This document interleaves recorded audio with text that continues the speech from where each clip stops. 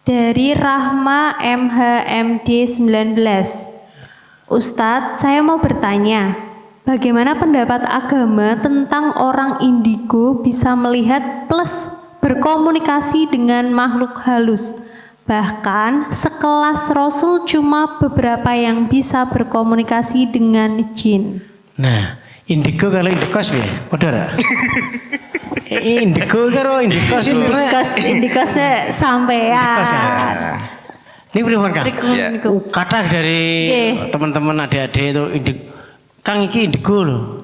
Ya wis aku ndelok patah ngko aku. Ya. Banyak juga di sosial Nah, media. pripun Kang? Pripun Ya, Kang? sebenarnya kalau indigo itu memang bahasanya itu waki. Itu nyata ada. Jadi dia bisa menembus beberapa alam-alam super maupun supranatural, dan itu bagian dari kelebihan yang diberikan oleh Allah Subhanahu wa taala. Nah, persoalan kemudian dia kan begini, hakikatnya orang itu kan bisa. Cuman kadang ketutup tabir. Ada yang mengatakan, lah yang nutup tabir siapa? Dia bisa jadi nenek moyang kita, perilaku kita, ya kan? Ada orang weruh sadurunge winara, misalkan begitu toh. Ada bahasanya misalkan min jumlatil arifin, ma'rifat. Dia tahu apa yang akan terjadi, ya. Kadang dulu saya sowan kepada kiai, belum sampai cerita dia. Selamatan jajan pasar.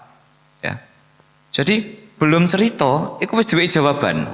Selamatan jajan pasar kudu ana kerupuk sing rupane abang karo putih. Pitik kewalik. Nah, misalkan begitu toh.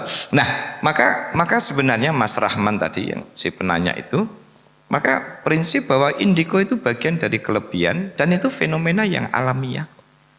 Nah, persoalan kemudian dia berbicara dengan arwah ini dan sebagainya. Kalau sependek yang saya tahu ya, karena ini lagi ramai juga soal Vina dan sebagainya. Ya, betul. Kalau saya sih percaya bahwa arwah itu tidak balik kok. Arwah itu ada yang muna'amah, ada yang mu'adzabah. Jadi arwah itu begitu manusia dicabut, makanya kan Qur'annya mengatakan apa? Kullu nafsin dha'iqatul maut. Setiap yang bernyawa akan mencicipi kematian. Sebab apa? Sebab kematian itu cepat. Cabut itu langsung hidup lagi. Makanya memori orang yang meninggal itu lebih kuat berlipat-lipat daripada orang hidup. Misalnya sampean takziah, wis gawa amplopnya gue mulai meneh misalnya. Iku ngerti. Ono sing teko malah ngobrol tok, gak sholat jenazah, gak apa, gak tahlil, gak apa, itu tahu siapa yang datang. Maka sebenarnya kalau bicara dengan arwah, ya, kalau bicara dengan arwah itu saya kira tidak bicara dengan arwah. Yang ada itu bicara dengan korin. Kenapa korin tahu? Ya karena memori dan harddisknya orang ini selama hidup. Nah itu kan yang record itu kan korin. Makanya kalau dikatakan but, maka orang yang meninggal itu arwahnya itu akan ke alam barzah. Jasadnya ada di alam kubur.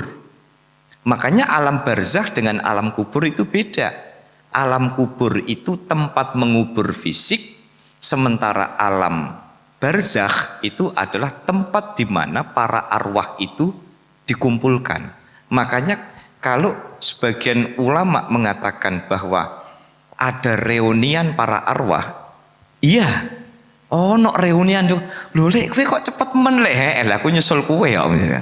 Nah gitu loh. Ya lah. Nah itu jadi tambah bengi tambah dodol wedine to. Jadi kalau karena ini kan. Bar nang ngarep kono ana reunian perang-perang. Oh, jadi ini kuburan karena loh. bahas ini Kang, bahas ini itu 20 SKS tidak rampung ya. Maka saya singkat saja begini, saya jamak kosor lah. Jadi supaya nanti jangan Anda tidak perlu terombang-ambing dengan beritaan begini.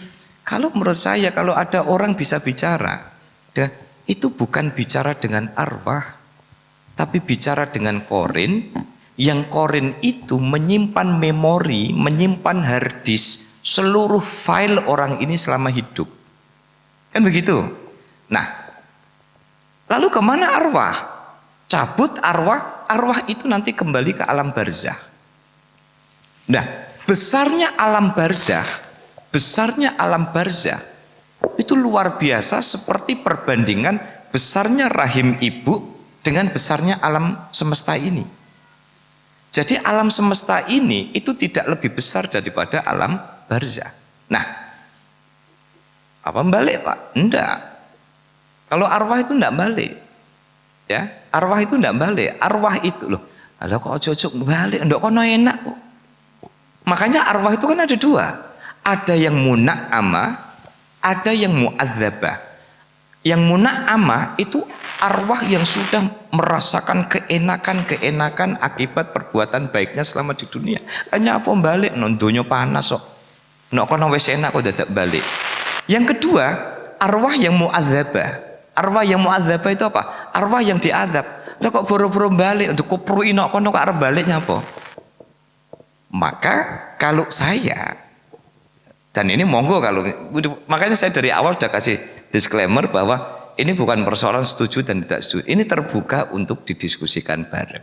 Kalau saya pribadi, misalkan melihat fenomena Vina hari ini misalnya, ya, saya nggak pengen bahas soal, itu Peggy sing bener, enggak, ya, itu urusannya polisi, ya, ya, urusan kita adalah urusan sing rodok-rodok serius. Iku sakjane nek ono indigo terus ngomong karo arwah, ndak.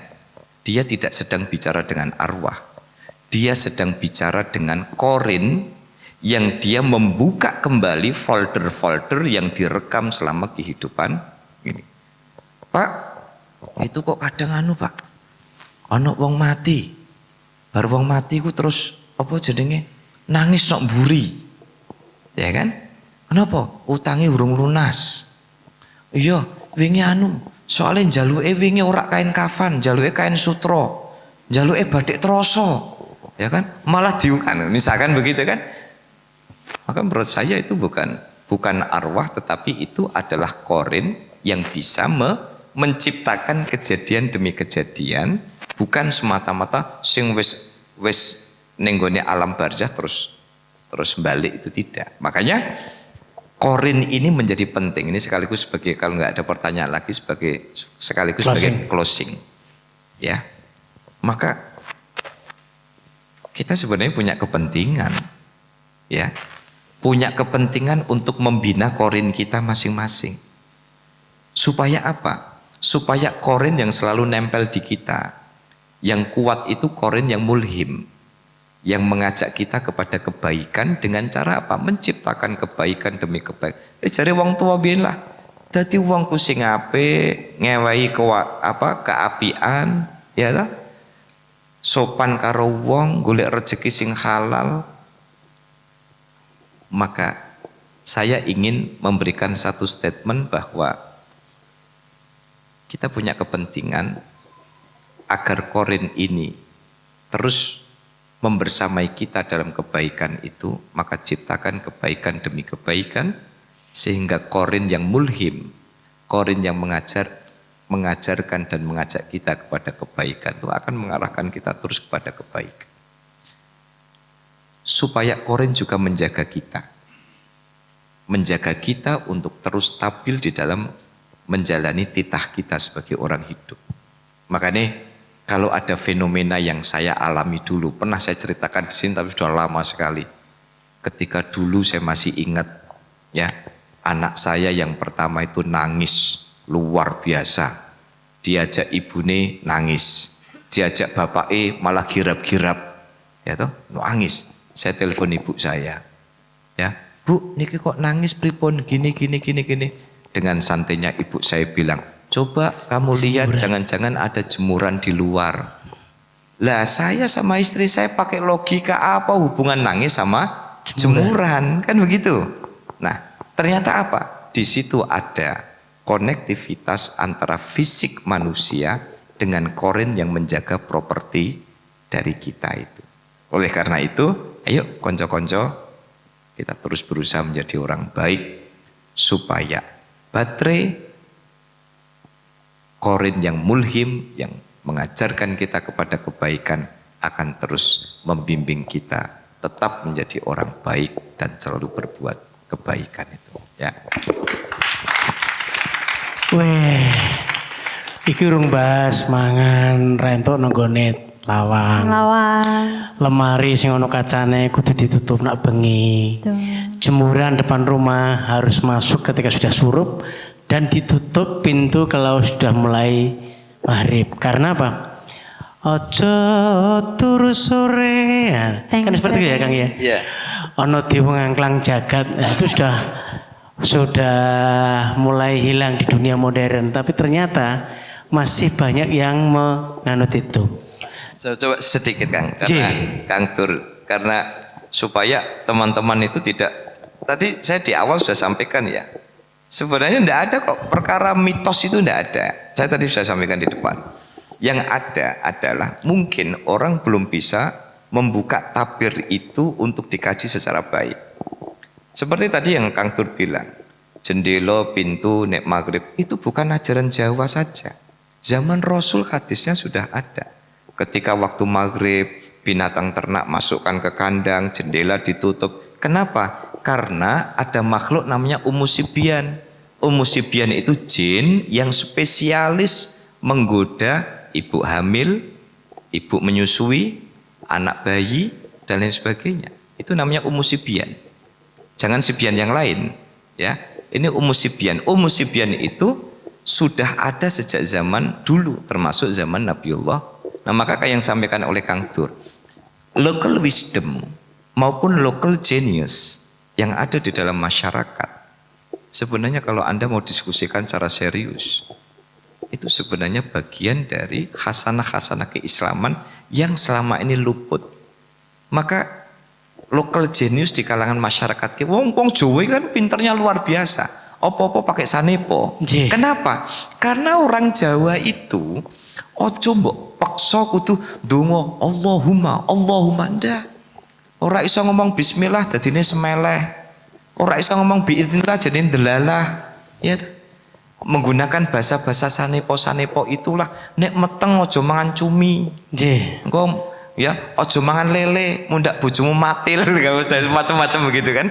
Nah, saya rasa ini hanya bagian dari local genius, kejeniusan masyarakat lokal yang memahami khasanah keislaman, tetapi dituturkan dengan bahasa-bahasa yang ringan, lugas dan sederhana.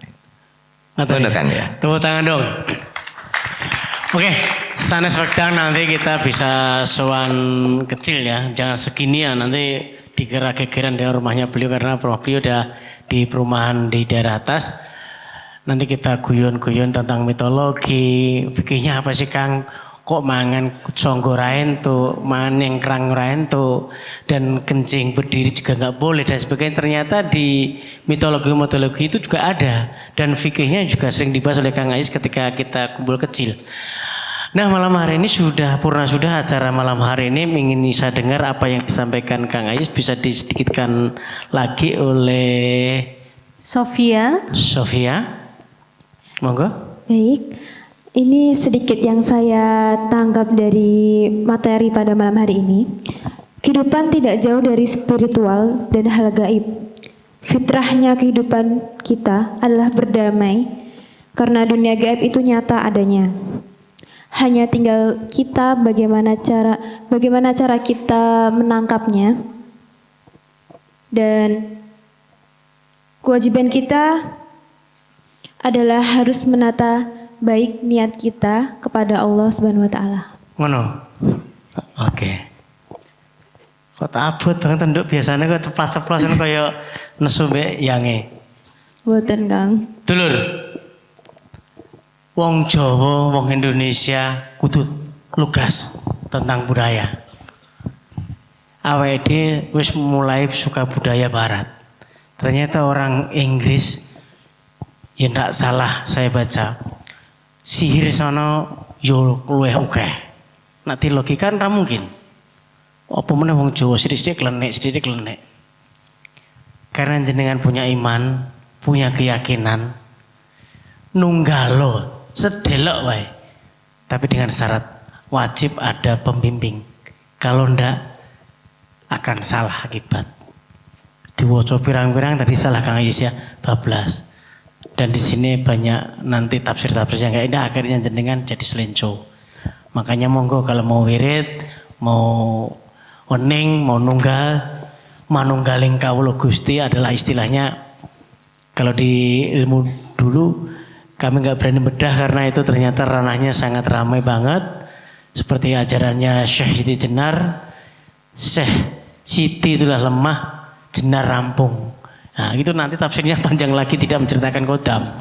Maka malam hari ini yuk kita selesaikan kajian malam hari ini pura sudah, dan kita langitkan bareng dengan doa. Selekis dulu opo sing mbok cekel, opo sing mbok rasane, opo sing mbok dahar, mandek delok. Dan nitip doa Kang, bapaknya Kang Agus yang juga sampun berpulang tempo hari. Mungkin beliau husnul khotimah dan mendapat tempat yang istimewa di sisinya.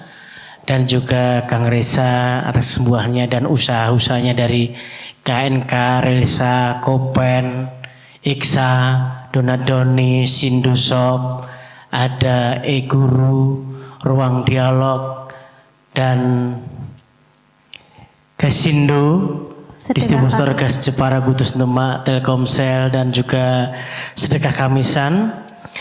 Tentunya usaha jenengan semua ya. Yuk bareng langitkan dengan niat jamak ini, insyaallah Allah ridhoi dan berkah manfaat. Monggo Kang. Liridha ila syafaati Rasulillah sallallahu alaihi wasallam wa nahnu nastajiru bika ya Rasulullah bi qadai hawaijina al-mazkurah wa nakhusu khususan ila hadrati almarhumah Anissa Berliana Pramesi binti Edi Santoso wa li husuli maqasidina mimman hadra fi hadzal majlis bi asrari suratil Fatihah. A'udzu billahi minasyaitonir rajim. Bismillahirrahmanirrahim. Alhamdulillahi rabbil alamin arrahmanir rahim maliki yaumiddin. Iyyaka na'budu wa iyyaka nasta'in ihdinas siratal mustaqim. Siratal ladzina an'amta 'alaihim ghairil maghdubi 'alaihim waladdallin. Bismillahirrahmanirrahim. Alhamdulillahi rabbil alamin. Salatu wassalamu alaika ya sayyidina Rasulullah. Agisna biqadha'i hawaijina min hawaijid din wad dunya wal akhirah. Allahumma barik lana fi umurina wa fi umrina wa barik lana fi ta'limina wa ta'allumina wa barik lana fi kulli ma a'taitana fid din wad dunya wal akhirah. Allahumma ya Allah barik lana fi majlisina hadha. Barik lana ya Allah wa barik ulumana waj'al ulumana uluman nafi'atan wa mubarakatan waj'al majlisana santren delik majlisan mubarakan wa nafi'an wa mahbuban dal jami' ya arhamar rahimin. Allahumma ighfir lahum warhamhum wa'afihim wa'fu anhum wa akrim nuzulahum wa wasi' madkhalahum waj'al jannata maswahum. Allahumma la tahrimna ajrahum wa la taftinna ba'dahum waghfir lana wa lahum. Wa sallallahu ala sayyidina Muhammadin wa ala alihi wa sahbihi wa baraka wa sallam. Walhamdulillahi rabbil alamin. Al-Fatihah.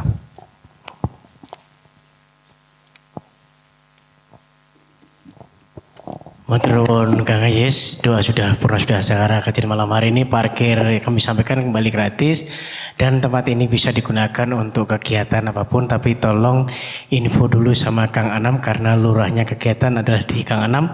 Kemarin sudah ditempati untuk acara nikahan. Nah, dan itu adalah perdana di tempat ini jadi tempat nikahan G. Kalau saya insya Allah nanti bulan nanti saya sampaikan. Amin. Salma tenang ya, aman. Sabar. Yang di sana nggak terima kalau jenengan dapat saya ya, tapi ya saya yakin tidak. Dan juga terima kasih Mbak Ayu yang sudah menonton dari Aceh, dan juga Kang Ikhwan sama Kang Agung sudah melihat juga, sama Kang Ian bersama Mbak Ayu dan Mas Asrul bersama istri. Matur nuwun untuk semuanya, dan saya Duryanto. Saya Ayunda. Tidak pernah terjadi apa-apa, hanyalah guyon-guyon semata. Kebahagiaan panjenengan lebih penting daripada kami. Kami doakan perjalanan pulang panjenengan sampai rumah. Kabarkan kalau Santren Deli adalah tempat yang baik untuk mencari ilmu dan cari dulur dan cari jajan.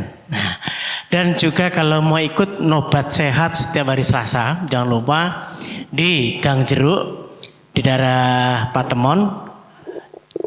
Lapangan enak di hari Selasa jam 8 hingga jam 11. 3 line lapangannya. Dan kalau ingin ngaji yang lebih keras, guyonannya, ngakaknya, ada di GS Gambang Syafaat di setiap tanggal 25 nasional di area sekitar replika Ka'bah di Masjid Agung Jawa Tengah. Silakan monggo ke sana. Dan kalau mau ngaji-ngaji fikih lagi setiap hari Senin bersama Kang Riyad, ada sekarang pindah di Rodok Lali aku. Kalau kemarin ada di Hotel Gracia. Sekarang di Sadeng, Nah, di pondoknya beliau sendiri. Monggo kalau mau ngaji apa lali aku. Al-Hikam. Monggo silahkan ke sana setiap hari Senin ya. Dan matur nuwun, maafkan saya Dur dan doakan kami selalu sehat dan juga Mbak Ayunda. Akhir salam wabil taufik wal hidayah. Wassalamualaikum warahmatullahi wabarakatuh.